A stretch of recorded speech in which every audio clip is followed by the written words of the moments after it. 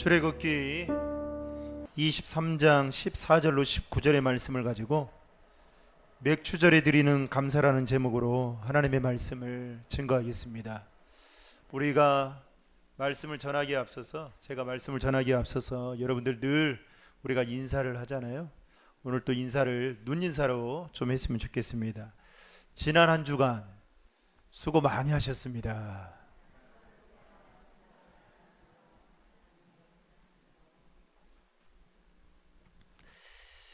멕시코의 티나와 지역인 어느 마을에 가면요, 천혜의 환경을 가진 곳이 있다라고 해서 소문이 나게 된 것입니다.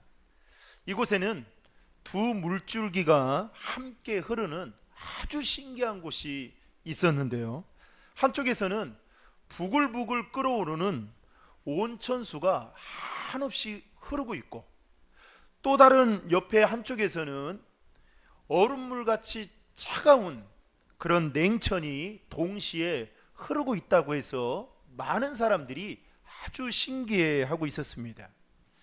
도대체 왜 이곳이 무엇 때문에 좋은가 싶어 알아봤더니 바로 빨래 때문이었다고 합니다. 그 동네에 사는 여자들은 집안에 있는 빨랫감을 한가득 싣고 그곳으로 가져와서 제일 먼저 부글부글 끓어오르는 뜨거운 물에 빨랫감을 휙 하고 던진다는 거죠. 그러면 빨래가 자연적으로 어떻게 됩니까? 삶아지게 되는 거죠. 그런 다음에 푹 삶아진 빨래를 꺼내서 차가운 그 냉천에 깨끗하게 헹구게 되면 어떻게 되느냐? 빨래 끝! 이렇게 되는 겁니다. 일종의 자연산 스팀 세탁기를 가지고 있는 거나 다름없는 것이죠. 여러분, 저는 여자분들의 그 수고 중에 하나가 이 빨래라는 것을 너무나도 잘 알고 있습니다. 특별히 두 자녀를 키웠을 때에는 제가 몰랐거든요. 그런데 이 셋째 늦둥이를 낳고 이제 집사람 대신 약간의 이 가정일을 하게 되면서 한 가지 깨달은 진리가 있습니다. 가정일은 해도 해도 끝이 없구나라는 것을 깨닫게 됐습니다. 그 중에서 가장 많이 하는 것이 뭐냐면 빨래더라고요. 빨래. 저희 집도 빨래를 일주일에 몇 번 돌리는지 모르겠습니다만은 아무튼 이 빨래가 여자들에게는 큰 가사일 중에 하나이죠. 그런데 어느 날 이 마을에 외국인 관광객이 가게 된 겁니다. 그런데 그곳에서 여자들이 빨래하는 모습을 우연찮게 보면서 아주 신기해하면서 부러워했던 것이죠. 그러면서 자신을 안내하던 현지인 가이드에게 이렇게 말했다고 합니다. 가이드님, 여기에 사시는 분들은 이 뜨거운 물과 차가운 물을 동시에, 그것도 마음껏 무료로 사용할 수 있으니까 참 좋으시겠어요. 이 마을 사람들은 천혜의 환경을 주신 아마 하나님께 특별한 감사를 하며 살 것 같은데 어떻습니까? 이렇게 물었다고 합니다. 그랬더니 이 말을 들은 현지인 가이드가 외국인 관광객에게 이렇게 의외의 대답을 했다고 합니다. 선생님, 천만의 말씀입니다. 이 마을 사람들은 더 불만 불평이 많습니다. 하나님께서 뜨거운 물과 차가운 물을 주셨지만 빨래를 할 때만큼은 빨래비누를 주지 않은 것에 대해서 이 마을 사람들은 하나님께 더 많이 불평을 한다고 합니다. 이렇게 말했다고 합니다. 여러분, 뜨거운 물과 차가운 물이 동시에 흐르는 천혜의 자연 조건, 천혜라고 한다면 하늘천 은혜의 자 아니겠습니까? 그 하나님의 은혜를 가진 이 마을 사람들이 아마도 처음부터 불만과 불평을 하지 않았을 것입니다. 아마도 처음에는 이러한 천혜의 자연 환경을 주신 것에 대해서 무척이나 감사했을 것입니다. 하지만 이렇게 감사했던 마음도 시간이 지나자 점점 당연한 것으로 생각하게 되고, 그 당연한 것이 나중에는 익숙해지면서 어떤 마음이 사라지느냐? 감사한 마음이 사라지게 되더라는 것입니다. 급기야 이제는 비누를 주지 않은 것에 대해서 더 하나님께 원망하고 불평하게 되더라는 것입니다. 여러분, 우리는 살면서 당연한 것들을 너무 많이 설정해 놓고 살아가는 경우들이 많이 있습니다. 내가 큰 어려움 없이 여기까지 살아온 것이 다 하나님의 은혜이고 여러분 감사의 기도의 제목들일 텐데 우리는 너무나도 당연한 것처럼 그리고 익숙하게 그것들을 생각하며 살아오는 게 아닌가라는 생각이 문득 들었습니다. 예를 들면 이런 거죠. 자녀들은 부모님들이 나를 낳아주셨고 주셨기 때문에 당연히 키워주셔야 된다라고 생각을 하고 부모님들이 희생하고 헌신하는 것을 당연하게 생각한 나머지 감사하지 못하는 경우들이 더러 있다는 것입니다. 학생들은 가르치는 선생님들의 수고를 당연하게 생각한 나머지 감사하기는커녕 오히려 공경하는 마음조차 갖지 못할 때가 있다는 것입니다. 또 가정에서는 남자들은 자신이 밖에 나가서 열심히 일을 해서 돈을 벌어 온다라고 생각한 나머지 집안일은 누구의 몫이다고요? 아내의 몫이다 이렇게 생각하고 당연히 집안일 하는 것에 대한 아내에게 고마운 마음을 갖지 않는 경우들이 많다라는 것이죠. 반대로 여자들은 남편들이 집안의 가장이고 그 가장으로서의 책임을 감당하기 위해서는 당연히 가정을 위해서 헌신하고 또 그렇게 수고해야 된다라고 생각을 하고 남편들이 벌어다 준 그 돈을 감사하기는커녕 당연하게 생각하고 그렇게 살아가는 사람들이 더러 있다라는 것이죠. 그런데 여러분, 정말 이러한 것들이 당연한 일일까요? 인생을 살다 보면 그렇지 않다라는 것을 우리는 깨닫게 됩니다. 여러분, 사람이 운동도 하지 않은 채로 그냥 숨만 쉬는데 하루 동안 소비하는 산소의 양이 얼마나 될까요? 요즘 코로나19 때문에 운동을 하지 못해서 저도 이렇게 얼굴이 참 제 얼굴이 아닌데요. 그런데 여러분, 운동도 하지 않고 격한 것도 하지 않고 하루 동안 사람이 소비해야 될 산소의 양이 알아봤더니 550리터 정도 된다고 합니다. 여러분, 흔히 병원에서나 구급차에서 볼 수 있는 의료용 산소통 여러분 보셨죠? 이렇게 큰 거. 이게 5리터에서부터 40리터까지 큰 산소통이 나온다고 합니다. 그런데 제가 되게 궁금했어요. 이 산소통이 얼마인가 궁금해서 어제 일자로 인터넷에 검색해 봤더니 여러분 40리터 산소통이 33만 5,400원. 그것도 제일 싼 거 33만 5,400원. 무려 14% 할인된 가격입니다. 그러면 그냥 적당한 금액이라고 한다면 40리터 산소통이 35만 원에서 40만 원 정도 되는 가격인 셈이죠. 그렇다면 우리가 아무것도 하지 않고 여러분 가만히 숨만 쉬어도 하루에 40리터짜리 산소통이 무려 몇 개가 소비되는 걸까요? 13개에서 14개가 소비가 되는 셈이죠. 그걸 돈으로 계산을 해봤어요. 그것도 14% 할인된 가격으로 33만 5,400원을 계산해 봤더니 500만 원 정도가 여러분 나오게 된 겁니다. 중요한 것은 우리가 매일매일 500만 원 이상의 산소를 여러분 단 한 푼도 내지 않고 공급받고 지금 살아가고 있다라는 셈인 것이죠. 여러분, 이게 얼마나 감사한 일입니까? 별로 감사하게 생각하지 않는 것 같은데요. 이뿐만 아니라 우리나라 1인당 전기요금이 여러분 경제협력개발기구 OECD라고 이야기하는데요, 국가 중에 두 번째로 저렴하다고 합니다. 그런데 올해 2020년도 올해 서울시 가구당 평균 전기요금이 얼마였냐면 21,900 900원으로 나왔습니다.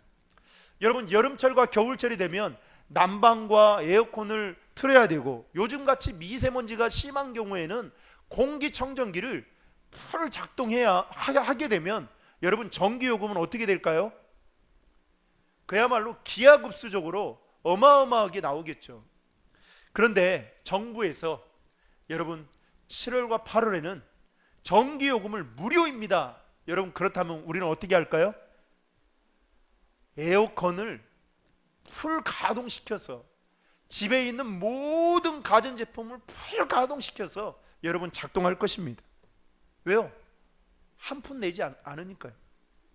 그런데 여러분, 우리는 이미 돈 한 푼도 내지 않고 태양의 햇빛을 통해서 여러분 밝은 빛과 따뜻한 열을 지금 제공받고 있다라는 것입니다.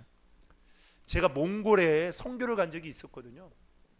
몽골에 선교를 갔더니 이 전기의 소중함이 얼마나 중요한지를 다시 한번 새삼스럽게 깨닫게 되었는데, 저녁에 불을 켤 수가 없는 거예요. 그러면 그 위에 비치는 그 별 가지고 그거 의존해서 그냥 그 저녁은 깜깜한 채로 보내야 되는 겁니다. 그래서 우리가 이렇게 밝게 생활할 수 있다는 거, 밝은 빛을 또 따뜻한 열을 우리가 제공받는다는 게 얼마나 중요한 건지 여러분 한번 생각해 보세요. 이 빛이 지금 전기가 작동되지 않아서 여러분 예배를 드린다고 생각해 보세요. 제가 전전에 있던 교회가 우리 교회보다는 건물이 있는 교회인데, 큰 교회인데 그 본당이 지하였습니다. 그런데 목사님이 그때 장로님들하고 선교를 떠났어요. 그래서 제가 주일 낮 설교를 하게 되는 상황에 이르게 된 겁니다. 2번에 걸쳐서 설교를 하는데, 거기에도 문제가 뭐였냐면 이 전기가 항상 문제가 됐습니다. 그런데 설교 중간에 한참 막 설교를 막 하고 있는데 갑자기 전기가 전체가 나가게 된 겁니다. 깜깜한 거예요. 그런데 설교는 해야 되잖아요.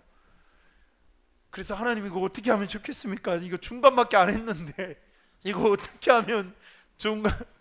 이렇게 있는데 갑자기 찬양대에서 어떤 집사님이 아무 생각이 안 나더라고요. 멘붕이었습니다. 그리고 제가 뭐 설교하는데 핸드폰을 여러분 들고 갈 이유가 뭐가 있겠어요? 그런데 옆에 있던 이 남자 집사님이 갑자기 핸드폰 하나를 조명을 딱 켜면서 저한테 주는 거예요. 와, 그 순간이요, 마이크는 안 되죠. 빛 하나를 의존해서 원고를 보고 외치는데, 그날 은혜의 도가니였습니다. 성도들이 얼마나 아멘을 크게 하는지 저도요, 그 감격에 복받쳐서 제가 울면서 설교했던 그날 평생 잊지를 못하고 있습니다. 여러분, 농사를 지어본 경험이 있으신 분들은 햇빛과 비의 소중함을 다 알고 계실 것입니다. 농사가 잘 되기 위해서는 햇빛이나 빛이 여러분 비가 반드시 필요한데, 이것들은 돈으로 여러분 사야 된다면 얼마를 주고 사야 될까요? 한 해의 농사를 잘 지으려면 이거는 여러분 계산이 안 되는 거죠. 그런데 우리는 이러한 것들을 공짜로 받고 있어서 그런지는 모르겠지만 우리는 너무나도 그것을 익숙하고 당연하게 생각하고 살아가고 있다는 것입니다. 그러다 보니까 정작 하나님께 감사하지 못하고 살아가는 경우들이 있더라는 것이죠. 사랑하는 성도 여러분, 이와 같이 우리는 살면서 얼마나 감사해야 될 것들이 많이 있습니까?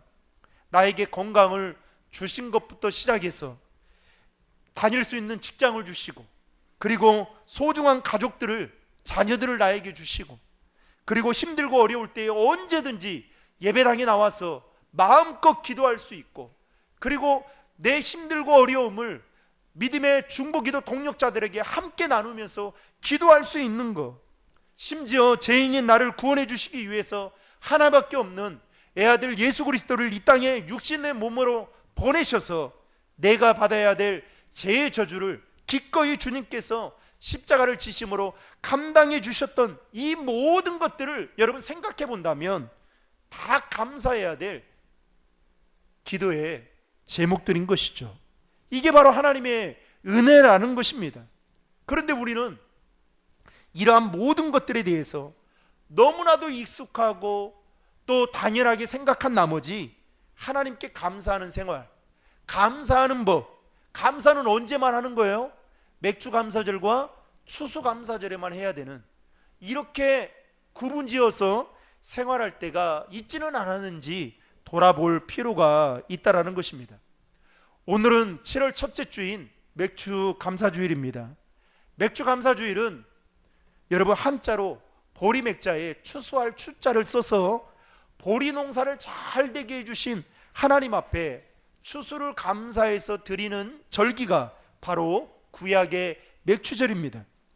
요즘 우리와 같이 도시에 살고 있는 우리는 보리 농사를 짓고 있지 않기 때문에 어쩌면 구약에서 말하는 이 맥추절이 농경 문화를 반영하는 절기와는 다소 여러분 거리가 멀다고 볼 수 있겠지만, 그래서 어떤 교회는, 아주 개혁적인 교회는 맥추절을 지키지 않아요. 그런데 우리 교단에서는 상반기 6개월 동안을 지켜주신 그 은혜에 감사하며 이제 남은 하반기 7월 첫째 주인 그 시작되는 첫 주일을 맥주 감사절로 지키면서 이제 남은 6개월을 감사하며 그 은혜에 보답하는 삶을 살자라는 그런 의미를 가지고 우리 교단에서는 7월 첫째 주를 맥주 감사절로 지금 정해서 지키고 있는 것입니다. 여러분, 오늘 본문으로 들어가서 오늘 말씀 14절에 보면 이렇게 이야기합니다. 너는 1년에 3번씩 내게 절기를 지켜야 할 것이다, 이렇게 말씀하고 있습니다. 여러분, 구약시대에 보면 이스라엘 백성들은 적어도 1년에 3번의 절기를 지켜야만 했습니다. 그 3가지 절기는 오늘 본문에서는 무교절, 맥추절, 수장절이라 그렇게 말합니다. 일명 무맥수출이라고 그렇게 말하죠. 왜냐? 무교절, 맥추절, 그 다음에 수장절, 이게 어디에 나온 거예요? 출애굽기에 나왔다 해서 무맥수출이라고 합니다. 이거 외워야 돼요. 무맥을 수출하자, 이렇게 외우시면 되겠습니다. 그런데 신명기에 가서는 이와 똑같은 절기를 어떻게 설명하느냐? 유오장신이라고 이렇게 말합니다. 유월절, 오순절, 장막절. 그러면 신은 뭐냐? 신명기에 나왔다 해서 유오장신입니다. 예, 외우셔야겠죠?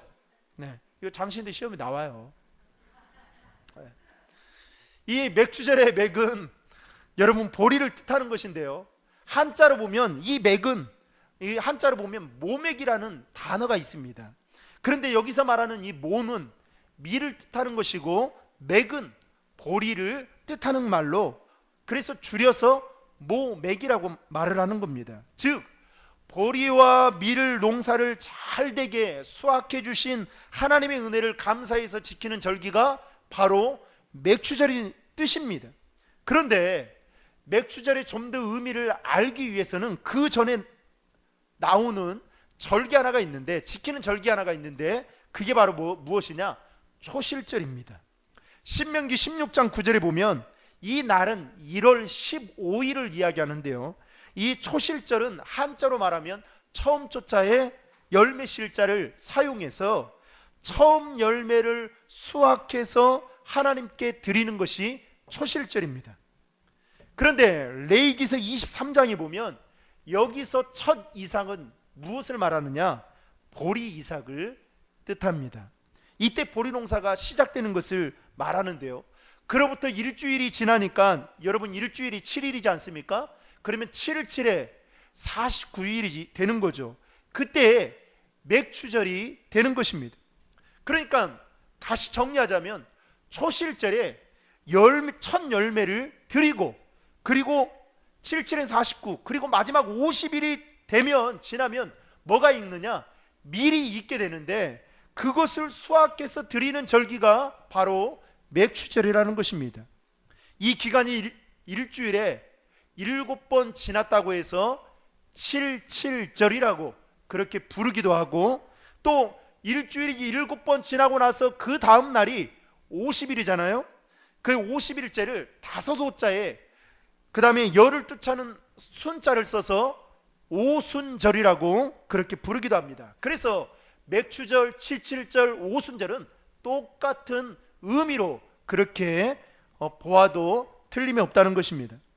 그런데 레위기서 23장 1절과 2절에 보면 이렇게 기록되어 있습니다. 여호와께서 모세에게 말씀하여 이르시되 이스라엘 자손에게 말하여 이르라. 이것이 나의 절기들이니, 이것이 나의 절기들이니 너희가 성회로 공포할 여호와의 절기들이니라. 여러분, 이 절기가 지금 이스라엘 백성들이 1년에 3번 지키는 절기가 누구의 절기라고요? 나의 절기다, 하나님의 절기다라고 지금 말씀하고 있는 겁니다. 이스라엘 백성들이 지키는 절기는 자신들을 위한 날도 아니고 자신들이 즐기기 위해서 지켜야 할 날이 아니라 오직 하나님을 위한 날이다라는 것을 말씀하고 있는 것입니다. 그렇다고 한다면 이스라엘의 축제와 같이 지키는 절기의 기본 정신은 무엇이냐? 모두 다 하나님께 감사라는 의미를 담고 있다라는 것입니다. 모든 절기가 그렇다는 것이죠. 그래서 하나님은 이스라엘 백성들에게 이 3가지의 절기를 지켜야 된다라고 말씀하고 계시는 것입니다. 그렇다면 오늘 우리는 맥주감사절을 보내면서 생각해 봐야 될 것이 무엇인지 2가지로만 나누고자 합니다. 첫 번째로, 지내온 삶에 대한 감사를 드리고 있는지를 생각해 봐야 한다는 것입니다. 다시 말해서 지내온 6개월 동안 하나님께서 베풀어 주신 그 은혜에 대해서 감사하며 지키는 절기가 바로 맥주감사절이라는 큰 현대적인 의미를 가지고 있다는 것입니다. 여러분, 저는 농사꾼이 아니에요. 농사꾼 집안의 아들로 태어나지 않았습니다. 그래서 사실 잘 몰랐는데 저희 처갓집이 농사를 짓고 있어서 제가 19년 동안 가까이에서 지켜본 바에 따르면 이 세상에서 가장 힘든 일 중에 하나가 바로 농사가 아닐까 싶습니다. 여러분, 지금은 초등학교라고 부르지만 과거에는 저 때만 해도 초등학교를 국민학교라고 부를 때가 있었습니다. 그때 뭐가 있었냐면 가정실습이라는 게 있었습니다. 지금 우리 아이들은 모를 거예요. 우리 청년들도 모르겠죠.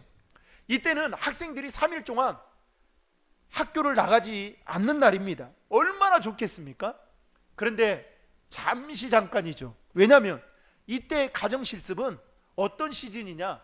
모내기 시즌과 벼를 수확하는 시즌이었어요. 그러다 보니까 이 농촌의 일손이 부족하고 또 바쁘다 보니까 학교에서 가정실습이라는 이것을 만들어서 어떻게 해요? 학생들에게 너희들 부모님들 도와주라. 그러면 그 도시에서 살고 있는 학생들은 좋아했겠죠. 아마 도시에 살고 있는 학생들은 이 가정실습이 있었는가는 모르겠습니다만은 어찌됐든 간에 농촌에 살고 있는 학생들은 3일 동안 죽도록 일을 해야만 했던 것입니다. 여러분, 농사 짓는 걸 보신 적 있으십니까? 모를 심는 거를 시작하고 있어요. 요즘에는 모 심는 것도 참 많이 좋아졌죠. 그런데 모 심는 거를 시작을 해서 모줄을 잡아야 되죠. 그리고 햇볕이 쨍쨍 내리칠 때는 뭐가 거기에 자라요? 피가 자랍니다. 그러면 그 피를 다 뽑아줘야 되죠. 그리고 비가 많이 올 때는, 그래서 농사를 짓는 분들은 늘 일기예보를 그 중요시 여기잖아요. 그래서 비가 많이 온다고 생각하면 바로 논두렁에 나가가지고 뭘 합니까? 둑을 터줘야, 물이 셀 수 있도록 둑을 터줘야 죽지 않게 되겠죠. 반대로 감으로써 물이 없을 경우에는 물을 퍼다 또 논에 되어야 되는 일들이 있었습니다. 어쨌든 농부가 조금이라도 게으름을 피우게 된다면 가을에 풍성한 수확을 맺는 것은 어려운 일이 바로 농사였던 것입니다. 이렇게 해서 농부가 수고해서 풍성한 수확을 거둔다라고 우리는 그렇게 생각하고 살고 있죠. 그래서 어떻게 해요? 늘 감사하며 농사를 짓는 사람들은 밥 한 톨 그것을 귀하게 여기고 그렇게 살아갑니다. 그런데 여러분, 좀 더 근원적으로 생각해 보자는 거죠. 그의 농사가 잘 되기 위해서는 농부의 성실함도 중요합니다. 그런데 그의 농사가 잘 되려면 뭐가 필요할까요? 날씨와 기후가 매우 중요합니다. 즉 뜨거운 햇빛과 적당한 비와 시원한 바람이 있어야만 농부의 성실함이 더해져서 풍성한 수확을 거둘 수 있게 되는 것입니다. 그렇다고 한다면 우리가 기억해야 될 것은 무엇입니까? 하나님께서 농사가 가능하도록 도와주셔야만 풍성한 수확을 거둘 수 있는 은혜를 누릴 수 있게 된다라는 것입니다. 내가 아무리 수고해도 하나님이 여러분 뜨거운 햇빛과 적당한 비와 시원한 바람을 제공해 주는데 500만 원, 1000만 원 내놔. 여러분 이렇게 되면 어떻게 되겠어요? 농사 지을 사람은 한 사람도 없겠죠. 사랑하는 성도 여러분, 지난 6개월 동안 여러분들은 어떻게 지내셨습니까? 아마도 6개월 동안 수고 많이 하셨을 겁니다. 우리는 사상 유례 없는 코로나19로 인해서 지금 어려움 속에 올 한 해를 지금 보내고 있습니다. 지난 6개월을 돌아보면 우리 주변에 많은 사건과 사고들이 있었습니다. 그럼에도 불구하고 저와 여러분이 지금 이 자리에 있는 것은 여러분 우리의 수고로 있게 된 것이 아니라 엄밀히 말하면 하나님의 은혜가 아니면 이 자리에 나올 수 없다라는 것입니다. 여러분 밤새 안녕이라는 말 있잖아요. 우리가 어떻게 장담하며 삽니까? 내일을 다 하나님이 지켜주셔야 이 자리에 우리가 있게 되는 것입니다. 지난 6개월 동안 하나님께서 우리에게 생명을 주시고 건강을 주시고 이 자리에 나와서 예배드릴 수 있는 여건까지 허락해 주신 것은 전적인 하나님의 은혜이고, 그 은혜에 우리는 익숙하고 당연하게 생각한 나머지 감사하지 못할 때가 있지는 않는지 돌아봐야 된다라는 것입니다. 구약의 이스라엘 백성들의 삶을 보면 그들은 애굽의 지배를 받아 430년 동안 노예의 신분으로 살았습니다. 그랬던 그들을 하나님께서 출애굽시켜 주시고, 그리고 40년의 광야 생활 속에서도 그들에게 시시때때로 먹고 마실 수 있는 만나와 메추라를 제공해 주셨습니다. 그리고 구름 기둥과 불 기둥으로 그들을 인도해 주시면서 마침내 가나안 정복 전쟁을 통해서 승리케 하셔서 그들에게 정착할 땅을 각 지파별로 부여해 주셨습니다. 그러면서 그들이 거기에서 이제는 뭘 짓게 됩니까? 농사를 짓게 되는 겁니다. 밀과 보리 농사를 짓게 됩니다. 그리고 그 수고한 하나님이 밀과 보리 농사에 수확할 수 있는 은혜를 베풀어 주셔서 그것을 가지고 이제 하나님께 나와서 맥추절을 지키라, 지금 이스라엘 백성들에게 말씀하고 있는 것입니다. 무엇을 말하는 걸까요? 하나님은 이스라엘 백성들이 지금까지 걸어왔던 그 삶의 여정, 아니 지내왔던 그 삶을 돌아보면서 감사와 감격을 절대로 잊지 말라는 그 의미에서 맥추절이라고 한다면 하나님의 은혜, 하나님의 감사 기억하라 라고 그런 의미적인 차원에서 지키라고 말씀하셨던 것입니다. 여러분, 사람은 잊어버리기를 잘하는 존재인 것 같습니다.